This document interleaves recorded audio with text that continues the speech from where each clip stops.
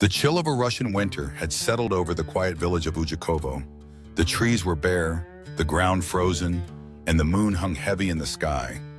There was no sound, no movement, just the eerie stillness of the place too used to silence. But something was wrong.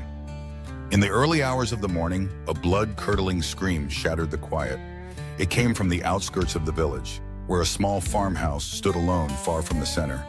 Villagers woke in terror, but by the time anyone dared venture out, it was too late. The house had been abandoned, its doors wide open, and inside the faint smell of something wrong. As the first officer entered, he could hear the crunching of broken glass underfoot. But there was something more disturbing, the faint sound of something wet dripping from the ceiling. He looked up and froze. From the rafters, the remains of a human body were suspended by chains, disfigured beyond recognition. Blood stained the floor, the walls, everything. The officer's breath caught in his throat as he recognized the horrific mark. The victim had been torn apart, piece by piece. This was no ordinary murder. Detective Alexandra Orlova stood over the crime scene, her face pale but composed. She had seen a lot in her years on the force, but nothing like this. The brutality, the sheer savagery, it was like something out of a nightmare. "This is the work of the Monster of Cannibals," she muttered, her eyes narrowing. A shiver ran through the officers around her, and a murmur of fear spread. The Monster of Cannibals had been a shadow for years, a terrifying legend whispered in the darkest corners of the police force. No one knew who he was, or even if he was one man or many. But the murders, the mutilation, the consumption of flesh, it was all the same. Orlova had been tracking the monster's trail for over a decade.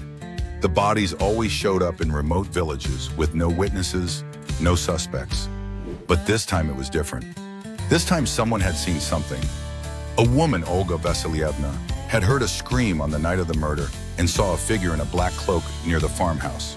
She had fled into the woods, heart pounding, too terrified to do anything but run. But she had seen the face, or rather the eyes.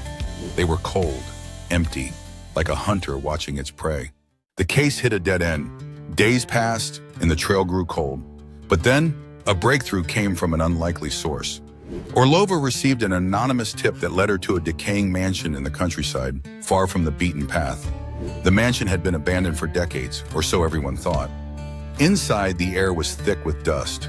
The creaky floorboards groaned beneath her as she made her way through the crumbling halls.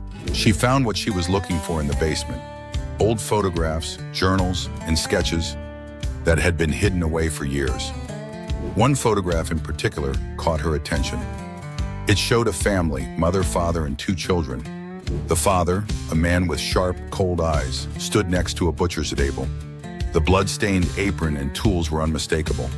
It was the same man from the sketch she had seen in her research, Nikolai Volkov. Nikolai Volkov was rumored to have been the first victim of the Monster of Cannibals decades ago. But according to the files she had uncovered, Volkov hadn't been killed. He had disappeared into the wilderness. Orlova's mind raced. Could it be? Could Nikolai Volkov have been the monster all along? But how had he managed to evade capture for so long? And who were the people helping him? Just then her phone rang. It was a call from her partner, Sergeant Viktor Sokolov. "Alexandra, you need to get here now." His voice was shaky. "We found something." When she arrived at the scene, her heart skipped a beat. The body of a new victim had been discovered. But there was something different this time. It was not just the gruesome disfigurement. There, carved into the skin of the victim, was a message written in blood. "I will not stop until the family is whole again." Orlova felt a cold chill. The name Volkov echoed in her mind, and she understood with horrifying clarity. The monster wasn't working alone. The family, the legacy, they had been building something dark.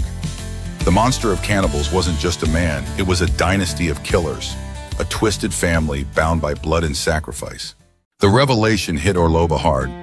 Nikolai Volkov, long believed to be dead, had become the symbol of terror in the Russian wilderness. But now she knows the truth. Volkov had found a way to create an empire of fear, recruiting others to join his family's gruesome cause. And now, with every new murder, he was growing closer to completing his twisted family. Orlova was determined to end it once and for all. The final confrontation took place in the heart of the forest. Volkov had set up camp, surrounded by his loyal followers. They had been waiting for Orlova, knowing she would come. The forest was still, the moonlight casting an eerie glow over the scene. Orlova and her team moved quietly, their weapons drawn. But before they could make a move, Volkov appeared from the shadows, his eyes cold and empty. "You've come to stop me," Volkov said, his voice low and menacing. "But you don't understand. This isn't about killing. It's about family." With that, he gestured to the shadows, and more figures stepped out from behind the trees. More of his twisted family, faces hidden behind masks.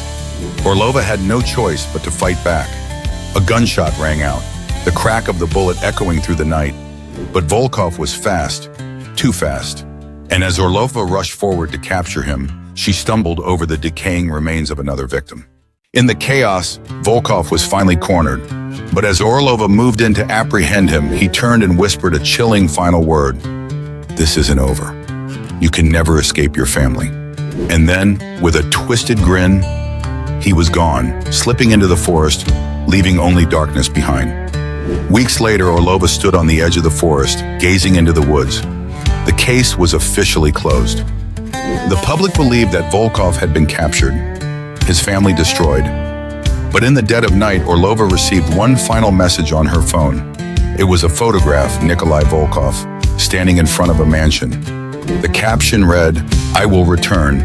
The family is not finished." Like and subscribe for more.